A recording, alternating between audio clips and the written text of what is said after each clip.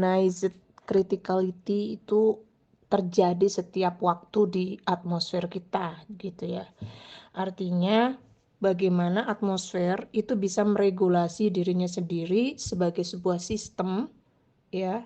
Di dalamnya kan ada uap air, temperatur, kelembaban dan lain sebagainya. Seluruh parameter yang punya potensial untuk membentuk uap air dan kemudian menjadi hujan dalam bentuk awan itu melalui satu proses yang kita sebut dengan SOC.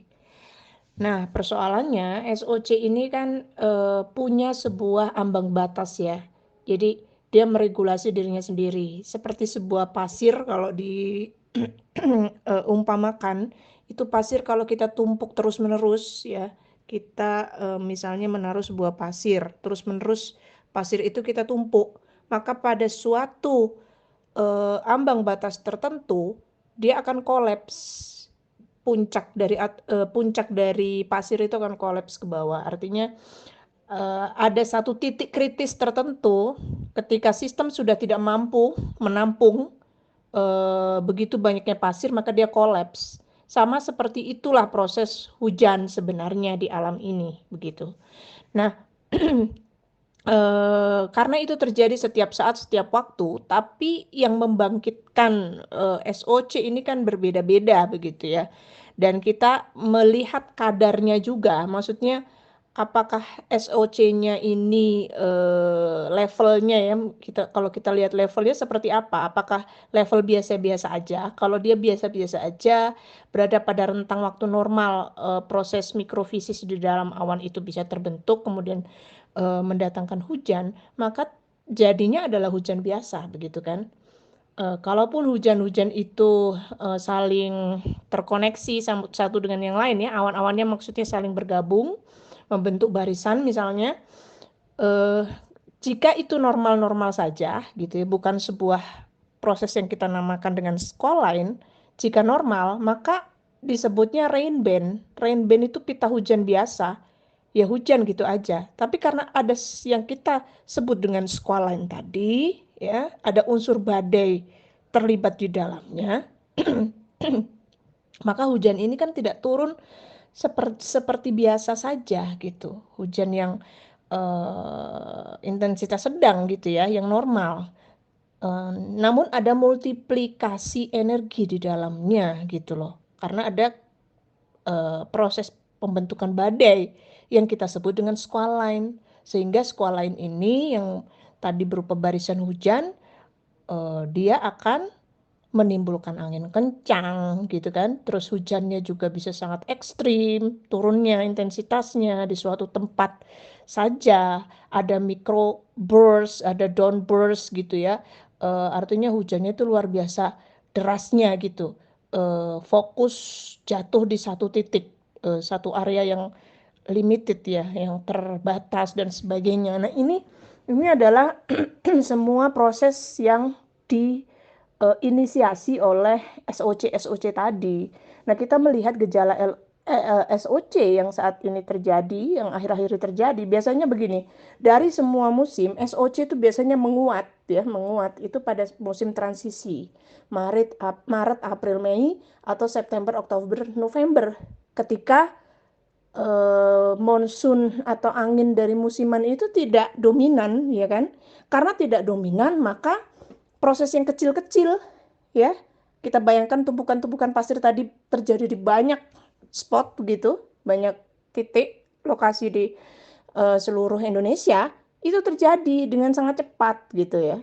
Itu yang menunjukkan bahwa sistem ini meregulasi, pada intinya meregulasi dirinya sendiri. Lalu kemudian di situ dalam regulasinya itu ada yang levelnya terus naik sampai menjadi sesuatu yang mekanismenya itu adalah mekanisme badai di dalamnya gitu kan. Makanya kemudian membangkitkan puting beliung dan sebagainya. Nah, tapi bedanya dengan musim transisi, ketika SOC ini terbentuk di musim transisi pada umumnya dan kemudian bisa mendatangkan ekstrim ya, cuaca ekstrim, itu tidak meluas terjadi di mana-mana. Maksudnya tidak jadi hanya single di lokasi yang sempit ya, satu dua gitu ya, satu dua lokasi udah gitu. dan sangat singkat gitu durasinya. Karena energinya tidak bisa lebih besar dari itu. Tidak ada angin penggerak utama kan yang mendominasi. Nah, sekarang ini kondisinya tidak gitu, ya kan? Eh, jadi untuk kondisi yang sekarang ini kan adalah puncak musim hujan.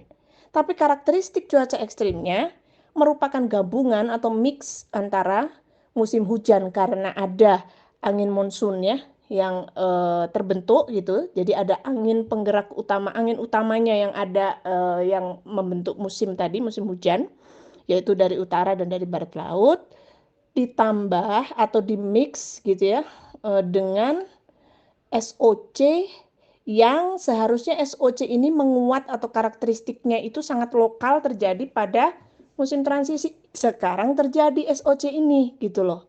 Nah, karena SOC ini terjadi pada periode hujan musim hujan yang maksimum gitu ya, maka ada amplifikasi energi kan yang terbentuk di sana.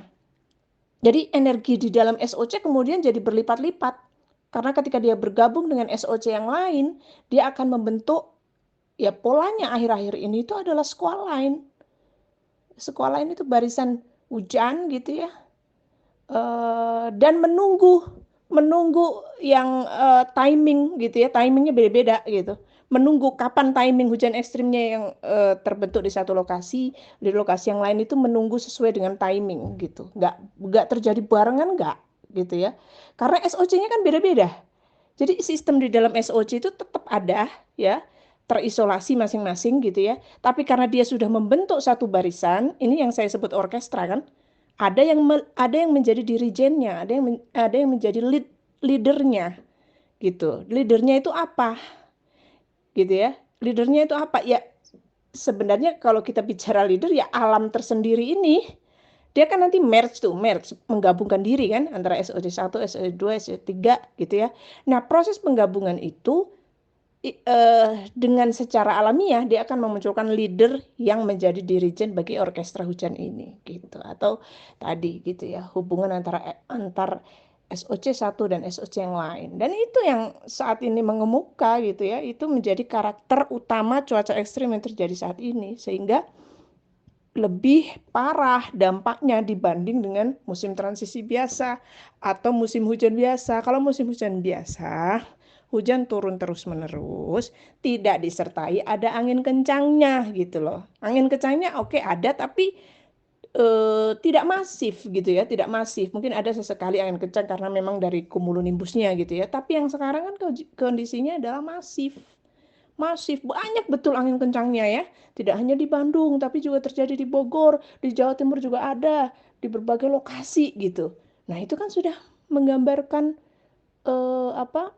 Ada eskalasi cuaca ekstrim ini nggak terjadi hanya sifatnya kalau secara lokasi itu eh, hanya lokasi di tempat yang sempit, tapi juga di area yang bisa meluas, itu yang pertama. Nah, proses perluasan dari penggabungan SOC tadi tergantung gitu, apakah dia membentuk squall line atau dia membentuk MCC, itu tergantung masing-masing gitu ya. Kemudian nanti kan kalaupun dia terbentuk squall line, dia pecahnya kayak apa squall line ini?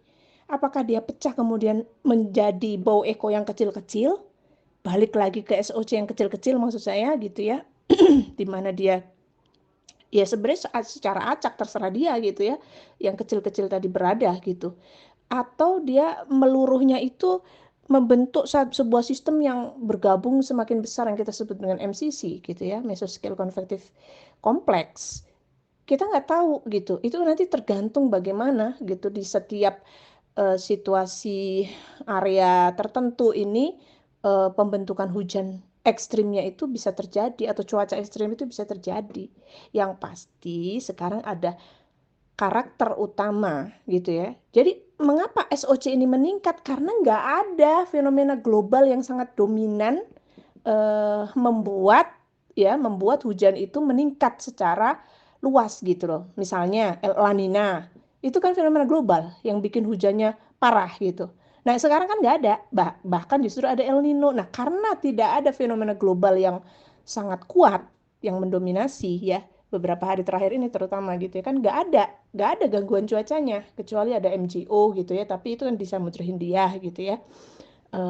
Sirkulasi siklonik apapun nggak ada nih, sedang tidak ada gitu.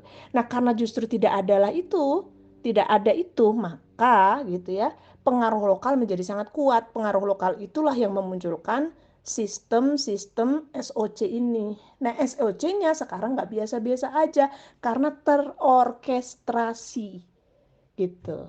Jadi SOC 1, 2, 3 dan seterusnya itu terorkestrasi.